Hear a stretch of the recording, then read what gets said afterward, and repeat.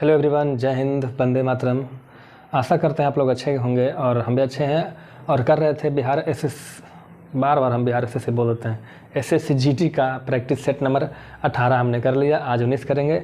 जिनको पीडीएफ चाहिए वो जाइए डिस्क्रिप्शन में, वहाँ एक लिंक होगा, वहाँ से डाउनलोड कर लीजिए। और वीडियो पूरा देखने के बाद आप अपना जो विचार है, फीडबैक है, वो कमेंट के माध्यम से दे सकते हैं। आज हम करेंगे सेट नंबर 19। प्रश्न संख्या 41 से 60 तक कुल 20 प्रश्नों को किया जाएगा। आधे घंटे के अंदर निपटा दिया जाएगा। तो प्रश्न संख्या 41 पढ़ते हैं। पहला प्रश्न ही टफ है इसमें बाबू साहब, घबराने की बात नहीं है। 3 संख्याएं दी गई है, 3 संख्या दी गई है तो हम मान लेते हैं 3 संख्या ए और बी और सी है। उनमें से किन्हीं 2 संख्याओं का औसत तीसरी संख्या में जोड़ा जाए तो प्राप्त होता है 177, 163, 138। तो सबसे बड़ी संख्या कौन है? तो देखो 2 का औसत, तो इसका औसत 2 का औसत, दोनों का औसत निकालेंगे तो बटे 2 और तीसरे में जोड़ दो तो प्राप्त होता है 177। इसी तरीके से 2 का औसत बी प्लस सी का औसत कर दो और तीसरा कौन बचा? एक में जोड़ दो तो बचा कितना? 163। योगफल 163 है। ऐसा ही सी प्लस ए का औसत निकालो और बी में जोड़ दो तो कितना बचेगा? सॉरी, इसका योगफल है 138। ठीक है, कोई दिक्कत नहीं होना चाहिए। तेज बोलना पड़ेगा, डमरू वाला आ गया, लाइट भाग जाता है जी, सेटिंग करना पड़ेगा। दोनों जलिए रहा है। चलो अब क्या करते हैं ना, जोड़ देते हैं। तो इसको जोड़ेंगे तो ए प्लस बी प्लस सी, इसको जोड़ेंगे ना ये तीनों आपस में तो एलसीएम हो जाएगा 2। और देखना सबका एलसीएम, सब के नीचे 2 है तो एलसीएम 2। और ए बी बी सी सी है, यानी 2 गो ए है, 2 गो बी है, 2 गो सी है। इसको जोड़ दोगे तो 7 3 10 और 8 18, बाकी एक 7 3 10 6 16 और एक 17 के साथ बाकी एक 3 और एक 4। देखो ये 2 से 2 कट जाएगा तो A B C plus A B C तो क्या हो जाएगा? 2 ए बी सी, यानी 2 इंटू ए प्लस बी प्लस सी बराबर 478। 2 से काटोगे 2 दूनी 4, 2 तिया 6, 2 मा 18। तो ए प्लस बी प्लस सी बराबर हो गया 239। कोई दिक्कत नहीं। चलो अब देखो यहाँ से इसको आप एलसीएम लोगे ना बाबू, तो क्या बचेगा? ए प्लस बी, आई 2 जाके गुना हो जाएगा 2c, तो यानी सी प्लस सी लिख सकते हैं इसको, बराबर ये जो 2 एलसीएम नीचे था वो जाके किस में गुना हो जाएगा? तो हो जाएगा 7 दूनी 14, बाकी एक 17 दूनी 34 और एक 35। ठीक है, अब देखो यहाँ से ए प्लस बी प्लस सी का मान पता है तो यहाँ से सी का पता नहीं चल जाएगा? सी बराबर क्या हो जाएगा? तो सी बराबर हो जाएगा 354 और माइनस ए प्लस बी प्लस सी, उसका वैल्यू है 239। निकालोगे बाबू तो निकालो। 14 में से 9 गया 5, गलती नहीं ना किए जी गुना करे में, रहेगा तो बताइएगा। 14 में से 9 गया 5, यहाँ 4 में से 3 गया 1 और यहाँ हो जाएगा, कुछ गलती है रहा है बाबू। 2 दूनी 4, 2 तिया 6, 2 मा 18, यहाँ से 177 ना है जी। चलो हो सकता है। और 3 में से 2 गया 1। फ़ोन सब करेगा ना, आज ही फ़ोन करेगा सब। यहाँ भी एलसीएम लेंगे तो हो जाएगा बी प्लस सी और 2a, तो इसको लिखेंगे ए प्लस ए और बराबर हो जाएगा, 2 से गुना हो जाएगा तो 3 दूनी 6, 16 दूनी 32, 3 चौ 26 हो जाएगा। तो ए बराबर निकालोगे तो 326 माइनस ए प्लस बी प्लस सी का वैल्यू 239। 16 में से 9 गया 7, यहाँ बच गया 31, तो यहाँ बचेगा 8, 87। यहाँ भी ऐसा ही निकाल सकते हो। नहीं तो एक तरीका और है कि देखो किसका किसका मान निकल गया, ए और सी का, तो बी का मान नहीं निकाल लोगे जी। बी बराबर निकाल लो कितना? तो 239 माइनस ए प्लस सी को जोड़ दो तो ए प्लस सी का मान कहाँ गया? ए का मान 100, ए का मान 87 और सी का मान 115। तो इस तरीके से निकालोगे।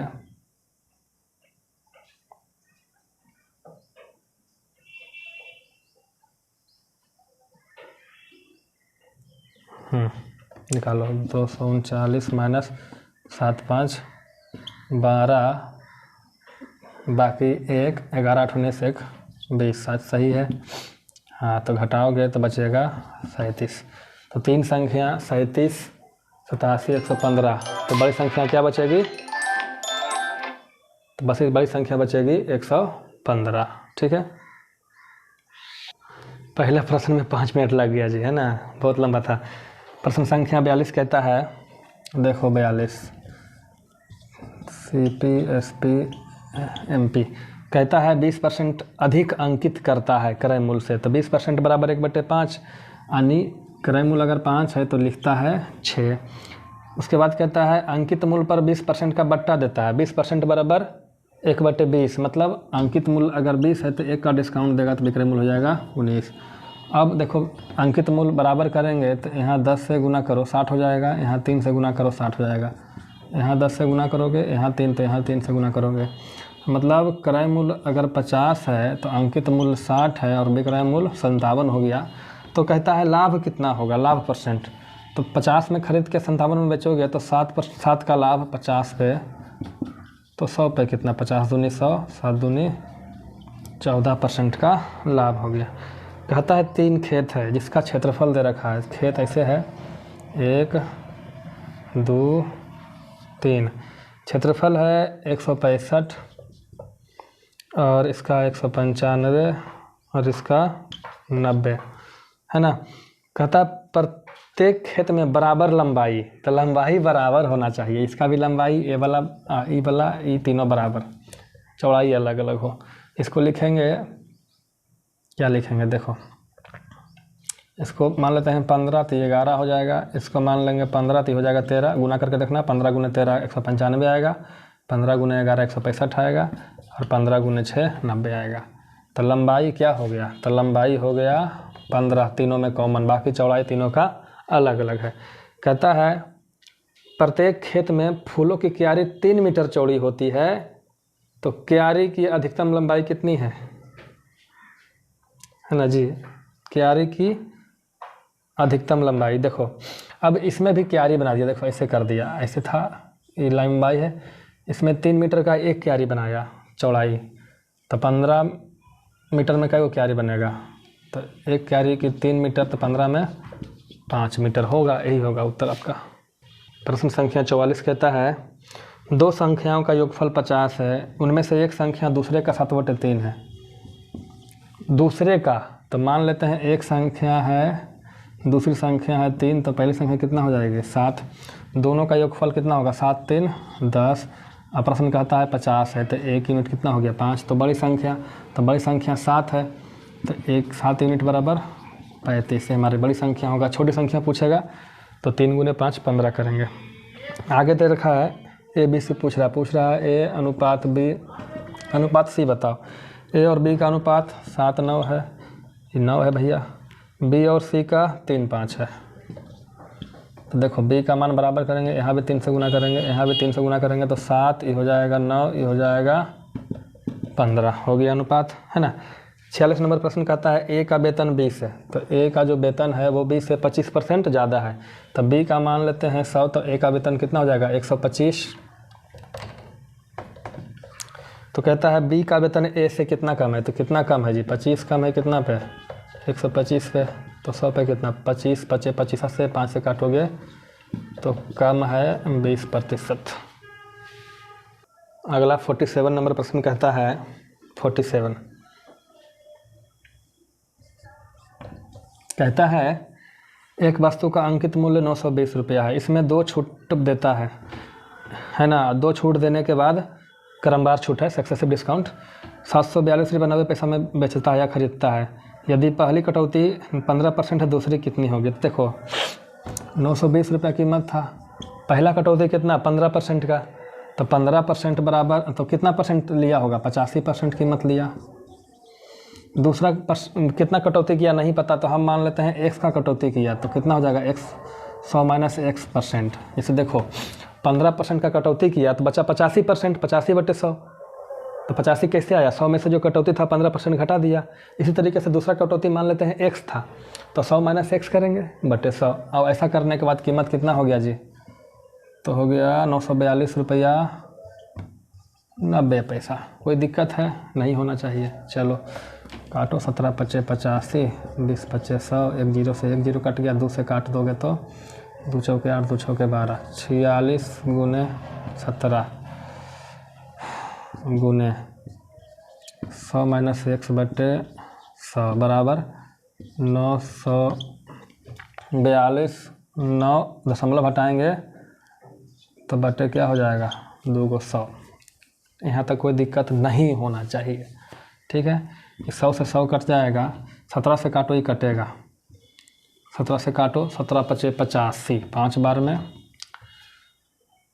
17 पचे 85, तो 85 5 90, तो 9 बचेगा, 17 पचे 85, गलती कर रहे हैं क्या?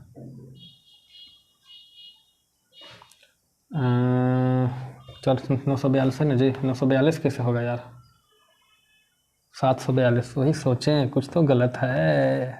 742 है भाई। चलो 17 से काटो, 17 चौके 68, 68 तो 6 और 2, 17 चौके 68, 6 2 62, 17 तिया 51, 70 70 89, ठीक है। तो 4 3 7 0 हो गया। 23 से काटोगे कट जाएगा, काटो 23 दूना 46 और 23 से काटो, 23 से कम 23, 23 9 2 0 7, यानी 2 गुने 100 माइनस x बराबर 190। 2 से काटोगे 2 9 18, 2 पचे 10, तो x बराबर हो जाएगा 100 माइनस 95 बराबर 5%, ठीक है। अगला क्वेश्चन देख लेते हैं इसी में, फिर अगला के लिमिट आएंगे। आगे कहता है एक 168 मीटर लंबी ट्रेन 352 मीटर लंबे प्लेटफॉर्म को पार करती है, तो चली गई कुल दूरी 168 प्लस 352, जोड़ देंगे 8 2 10, 6 5 11, 1 12, 3 1 4, 1 5, है ना, 520 मीटर हो गया। अब दूरी बराबर होता है चाल गुने समय, तो चाल तो हमें पता नहीं, तो स्पीड चाल घुमा लेते हैं एस स्पीड, समय 39, काटो 13 39, 13 चौके 52, तो स्पीड बराबर हो गया 40/3, यह है मीटर पर सेकेंड, ठीक है। तो इसको निकालना है किलोमीटर प्रति घंटा में, तो 40/3 में गुना करेंगे 18/5 से, 5 से काटो 5 8, 3 से काटो 3 छके, तो 48 किलोमीटर प्रति घंटा इसका स्पीड हो गया। तो जी प्रश्न संख्या 49 कैसे होगा? 49 नंबर प्रश्न कहता है रमेश अपनी 13 पारियों में 51 रन के औसत से रन बनाए। 13 पारी का रन औसत जो 51 था, तो कुल कितना रन हो गया? तो 13 गुने 51 करना भाई, तो 13 पचे 65, 13 पारी का औसत रन 51 था, तो कुल कितना हो जाएगा? 13 कम 13, 13 पचे 65, 663 रन हो जाएगा। कहता है 14वीं पारी में 149 रन बनाया, 9 3 12, बाकी 1, 6 4 10 1 11, 6 7 1 8, 812 रन कुल मिला के हो गया। तो कहता है अब नया औसत क्या होगा? तो कुल रन है 812, कितना पारी में? 14 पारी में, तो 14 पचे 70, 14 8 72 से, तो नया औसत कितना है? 58।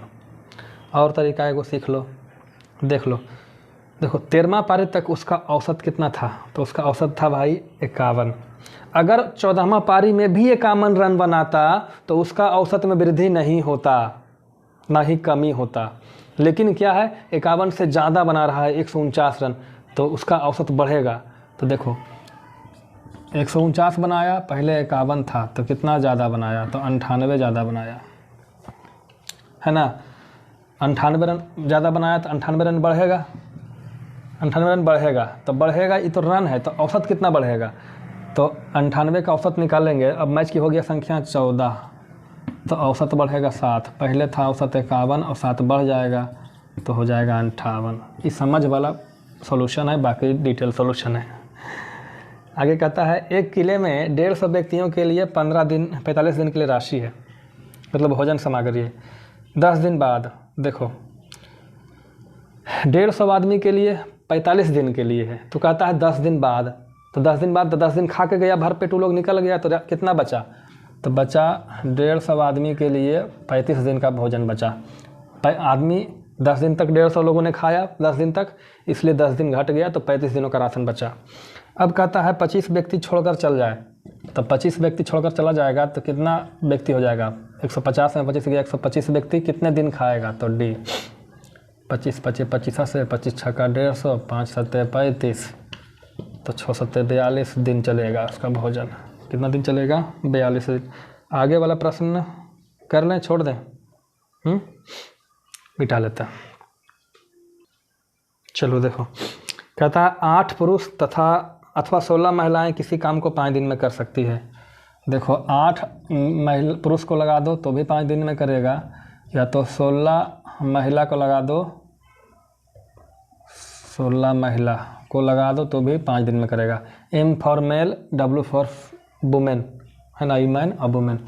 तो 5 से 5 कट गया, काटो 8 दूनी 16, मतलब 1 मैन बराबर 2 वुमेन, मतलब जितना 2 महिला के बराबर 1 पुरुष है, 2 महिला के बराबर 1 पुरुष है।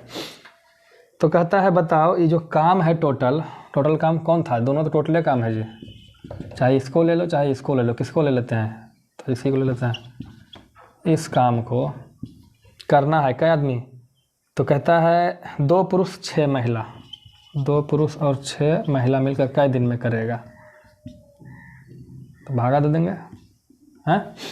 अब देखो 8 महिला नहीं, मेल मतलब मैन, गुने 5 बटे, देखो ऊपर M है तो ये तो M है, ये है, इसको भी बदलो M में। तो 6W को M में बदलेंगे तो इसमें 3 से गुना करेंगे तो 6W हो जाएगा, तो इधर भी 3 से गुना करेंगे तो 6W बराबर 3M। तो 2M पहले से और 6W के बराबर लिखेंगे 3M। तो 8M गुने 5 बटे 3 2 5M, M से M कट गया, 5 से 5 कट गया, तो 8 दिन में कंप्लीट हो जाएगा। अगला प्रश्न इस तरीके से है बाबू, आसान है, तुम लोग कुछ नहीं है अगला प्रश्न, चलो कर ही देते हैं ऐसे। 11 गुने ब्रैकेट 5 प्लस -2 गुने -1 ब्रैकेट 1, तो दोनों गुना करेंगे तो हो जाएगा 2, और 5 जाके जुड़ेगा तो हो जाएगा 7, और गुने 11 करेंगे तो 77। कोई दिक्कत नहीं। आगे प्रश्न काफ़ी बड़ा है लेकिन प्रश्न में कुछ जान नहीं है।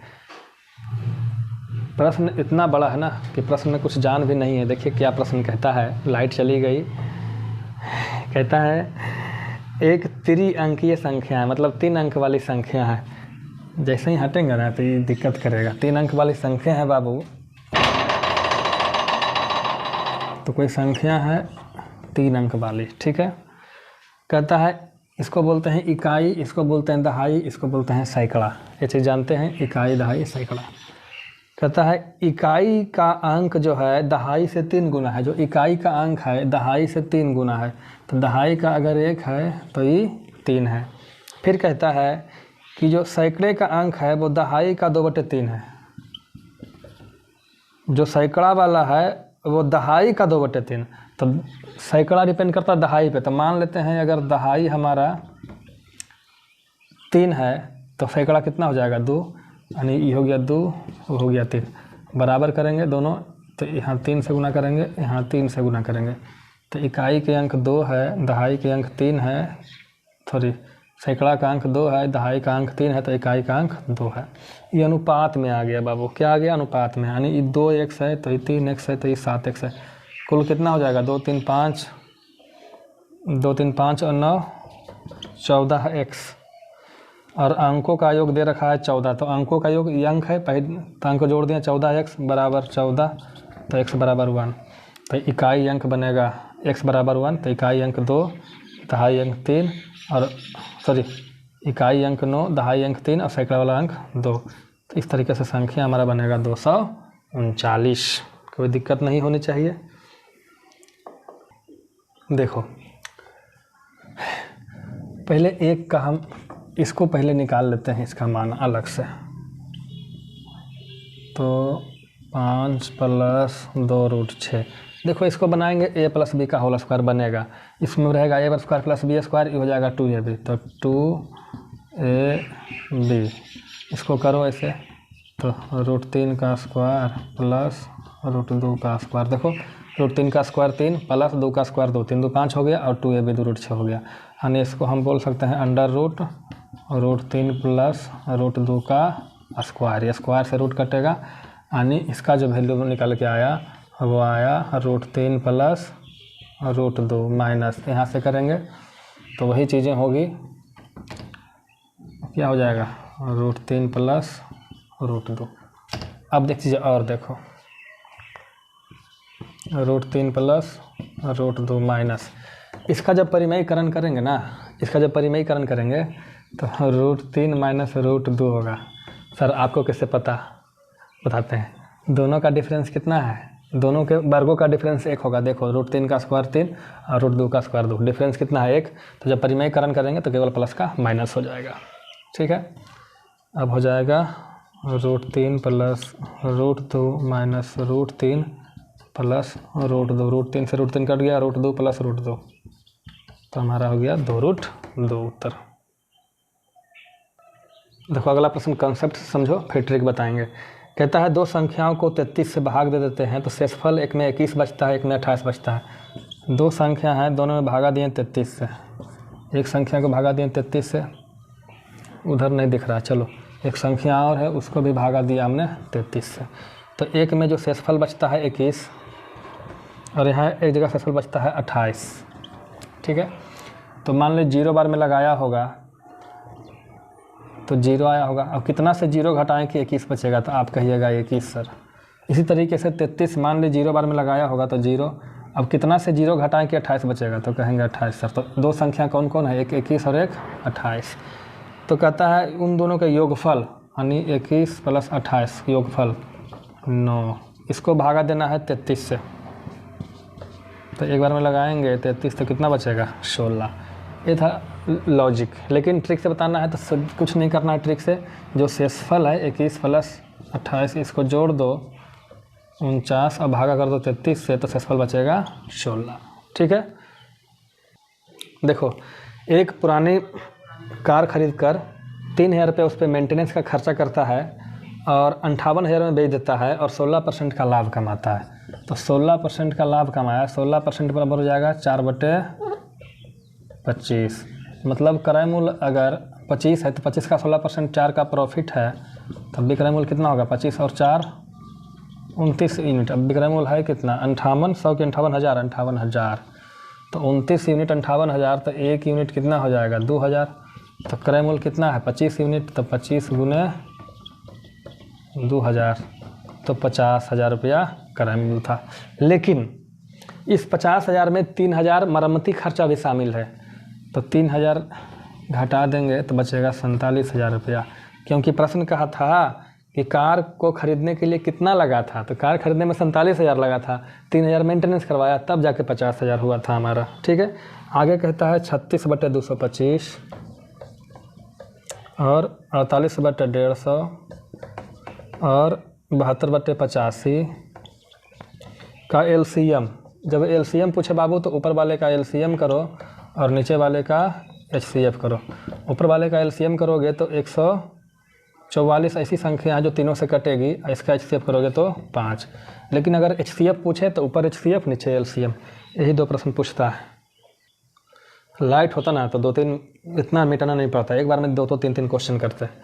कहता है एक प्लॉट की लंबाई जो है चौड़ाई की 5 गुनी है, ये चौड़ाई है, तब चौड़ाई मान लेते हैं x, तो लंबाई कितना 5x। ठीक है, कहता है उस प्लॉट में एक खेल का मैदान है और खेल का जो मैदान है जिसका क्षेत्रफल 245 है और वो जो 245 है ना पूरे प्लॉट का आधा है, तो आधा प्लॉट का क्षेत्रफल 245 है, तो पूरे का क्षेत्रफल कितना होगा 245 गुने 2 यानी 490। इसका क्षेत्रफल कितना होगा 5x स्क्वायर। कोई दिक्कत, 5 से काटो, 5 9 45, 5 8 40, तो x स्क्वायर बराबर 98, तो x बराबर √2 गुने 7 गुने 7, तो x बराबर 7√2। तो क्या पूछता है प्लॉट की लंबाई क्या है, तो प्लॉट की लंबाई पूछा गया है, तो प्लॉट की लंबाई 5x है यानी 5 गुने 7√2, तो हो जाएगा 35√2। लंबाई चौड़ाई पूछेगा तो ये हो जाएगा। कोई दिक्कत। प्रश्न संख्या 60 करते हैं, 59 लास्ट में करेंगे। अरे रुकिए यार, हाँ चलो। कहता है यदि किसी घन का पृष्ठीय क्षेत्रफल, घन का पृष्ठीय क्षेत्रफल बराबर होता है 6 गुने भुजा स्क्वायर और दे रखा है 3750। काटोगे 6 से तो 6 छक 36, 6 दूना 12, 6 5 30, तो ए बराबर हो जाएगा 25। ठीक है, इसका आयतन ज्ञात करिए। आयतन बराबर होता है ए क्यू, यानी 25 के क्यूब। 25 के क्यूब करेंगे तो 15,625 मीटर क्यूब। यही हमारा उत्तर हो गया। सेंटीमीटर तो सेंटीमीटर क्यूब कर दो, ठीक है, सेंटीमीटर क्यूब कर दो। चलो 59 नंबर प्रश्न देखिएगा। हाय काफ़ी आसान, विद्यार्थी परेशान हो जाएगा। कहता है किसी धनराशि पर 10 वर्ष बाद साधारण ब्याज 600 रुपया होगा। यदि 5 वर्ष के बाद मूलधन को 3 गुना बढ़ा दिया जाए तो 10 वर्ष बाद कुल ब्याज कितना होगा। देखो कहता है 10 साल में 600 रुपया होगा। 10 साल में जो ब्याज होगा वो कितना हो जाएगा, 600 रुपया। तो 5 साल में ब्याज कितना होगा, तो 5 साल में ब्याज होगा 300 रुपया। कोई दिक्कत नहीं। तो कहता है कि 10 साल बाद कुल ब्याज, तो 5 साल बाद देखो 5 साल 10 साल में 5 साल तो बीत गया, 300 रुपया प्राप्त हुआ हमको। मेरे पास कितना आया, 300 रुपया, ठीक है। अब जैसे ही 5 साल बीता हमने मूलधन को 3 गुना कर दिया। कितना कर दिया, 3 गुना। तो जब मूलधन को आप 3 गुना करेंगे, देखो यहाँ मूलधन था P, तो 5 साल में मूलधन ब्याज आया 300 रुपया। अब भी मूलधन 3 गुना हो गया और अगला समय 5 साल है तो ब्याज कितना होगा। तो देखो मूलधन 3 गुना हो गया तो ब्याज भी 3 गुना होगा, तो 900 रुपया। तो कुल ब्याज तो 900 रुपया बाद में और 300 रुपया पहले जोड़ दो, तो कुल ब्याज 1200 रुपया हमारा बनता है। तो इस तरीके से हमने 20 प्रश्न कर लिए। कोई दिक्कत हो, किसी तरीके की कुछ पूछना हो, कुछ बताना हो, गलियाना हो तो कमेंट बॉक्स खुला है, आप कर सकते हैं। फिर मिलेंगे अगले क्लास में, तब तक के लिए जय हिंद, जय भारत।